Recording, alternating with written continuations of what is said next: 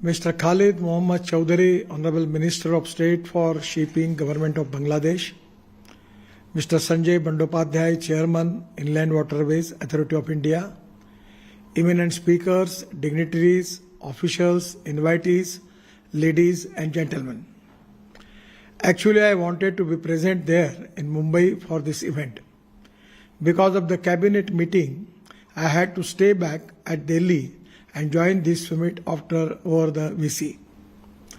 I am very happy to participate in the session on inland waterways and coastal shipping, the way forward, at the 3rd Global Maritime India Summit.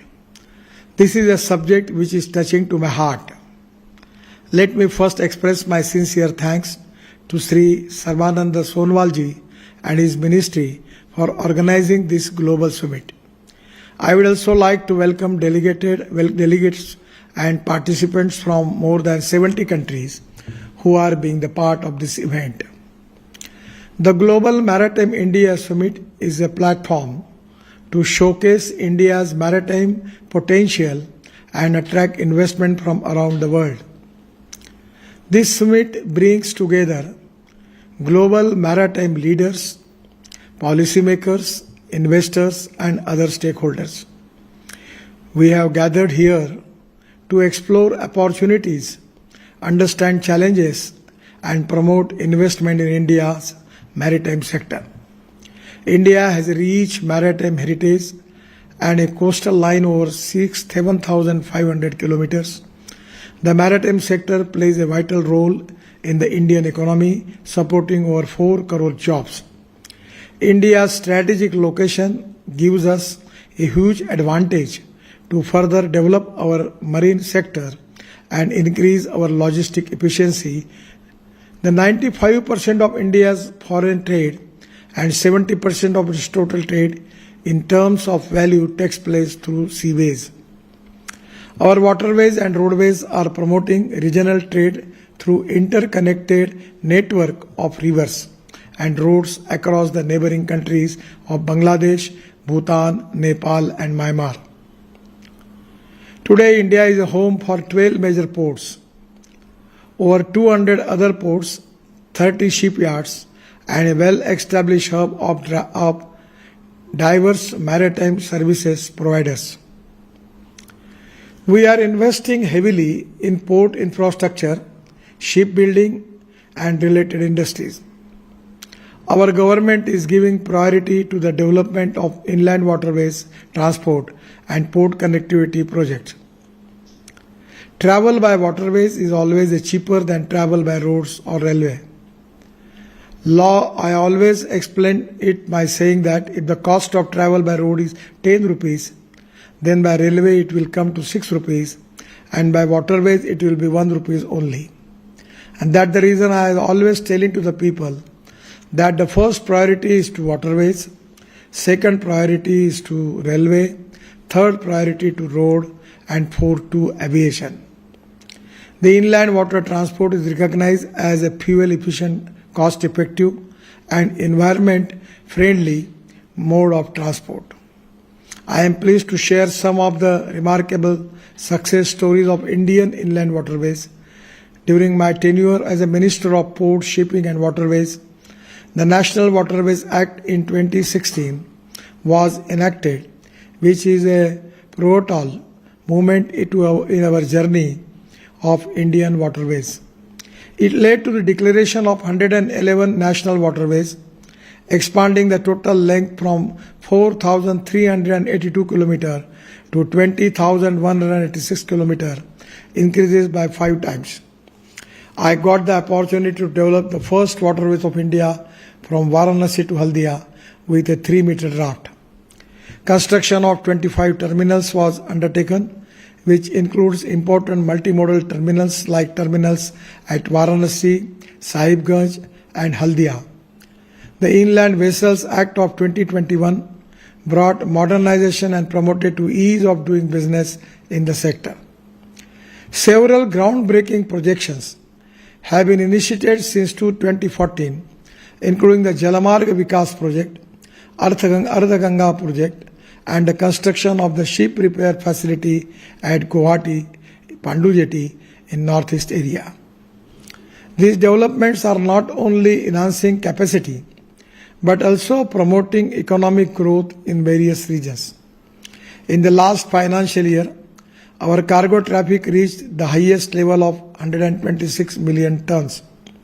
Investment in waterways increased by 3 times, at least 9 years.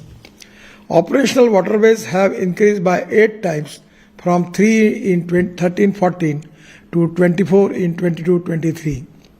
The shipping cargo has also seen a rapid increase in last 9 years and has almost doubled, reaching to 150 million tons. Center for Excellence for Capacity Building, the establishment of new institution for research, development and training, such as the Maritime Skill Development Center in Guwahati and the School of Logistic Communication and Waterways in Agartala, have paved the way for a highly skilled and capable workforce. Steps have been taken towards the development of electric, catamaran and hydrogen-powered vessels. I will request to all of you that in the waterways we need to have reduced the fuel cost. The methanol also can be a good fuel. The cost of the methanol is 25 rupees per liter, and now in many Western countries they are using methanol as a fuel in their cruise and in the shipping. I also request you that the Cochin Shipyard is the flagship company for our department, and I am expecting from Cochin Shipyard to develop all type of new technology available in the world. Either it is on hydrogen, electric, methanol, or anything new changes, new technology is very important for the country. The futuristic development and futuristic technology is the vision for the country. I feel that these initiatives would reduce our dependency on fossil fuel and minimize environmental impact. We are committed to foster public-private partnership, PPP, to drive further growth in the inland water transport sector. Several national waterways are proposed under PPP modes. Another major initiative which has been taken by the ministry in Sagarmala, which involves construction of over 500 projects, and this is the 4 main pillars of the Sagarmala are the port modernization and new port development, port connectivity enhancement, port-led industrialization and coastal community development, and logistic cost in India is higher at 14% of the GDP compared to 8% of GDP in developed countries.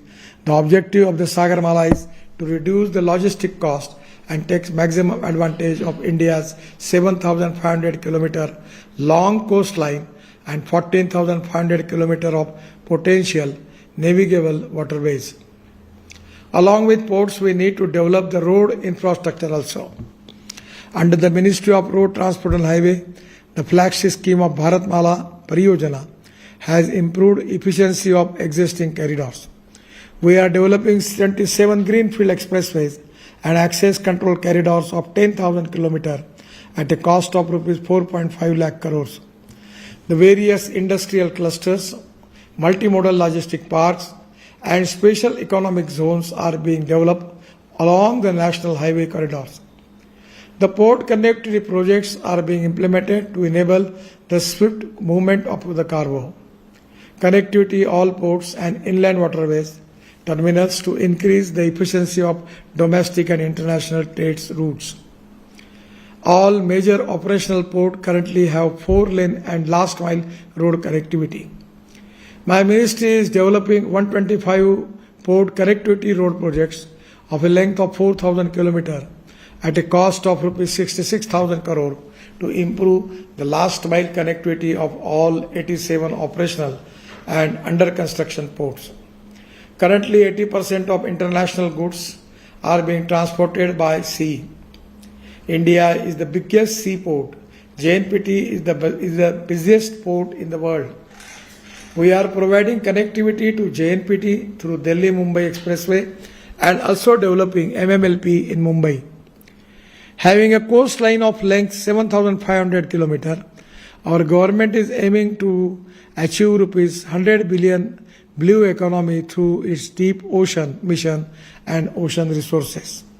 As per research by the Sustainable Development Growth SDG panel, an investment of 1 rupee in ocean activities would generate a return of 5 rupees. The Global Maritime India Summit 2023 is a platform for India to showcase its strength and to encourage with global maritime stakeholders. This is an opportunity for India to take the leading role in shaping the future of the global maritime industry. As we look to the future, we should remain committed to encourage innovation and collaboration to achieve greater success. I am really happy that today I got opportunity to present my thoughts to you. I feel that the waterways and water transport is the most important agenda for the Bharat's government. And that is the reason that today's conference is very important. Two of the three important suggestions which I want to convey to you, that Cochin shipyard should take the best technology in the world and start the manufacturing of different type of ships, catamaran and hovercrafts in the country, by which we can make the cost of the particular ship will be reduced. And the most important thing, by cooperating automobile industry in the country, we can get the engines, automobile engines, which can use for catamaran, hovercraft. That engine can be on methanol, ethanol, bio-CNG, bio-LNG, hydrogen and electric, by which we can reduce the logistic cost. I feel that this is the time that the shipping ministry will take the initiative for making waterways in the country, because the development of waterways is very important for the development of Bharat. I am really happy that a lot of people coming from abroad. I will appeal all of them to invest in India. India is the fastest growing economy in the world, and our mission and dream of our Prime Minister to make India as the third largest economy in the world. We are very, very friendly for investment. We will cooperate you, and 100% with your cooperation, we will make success story. Once again, I am giving my thanks to all of you. Thank you very much. Namaskar. For your guidance, and we have noted your suggestion. We'll take it forward in the coastal shipping and the inland waterway route. Now I request Mr. Yako Klenves, Area Sales Manager, Royal ISC, to give a presentation, please. Thank you. Thank you. Thank you very much for giving the opportunity to present here on the stage. Thank you very much.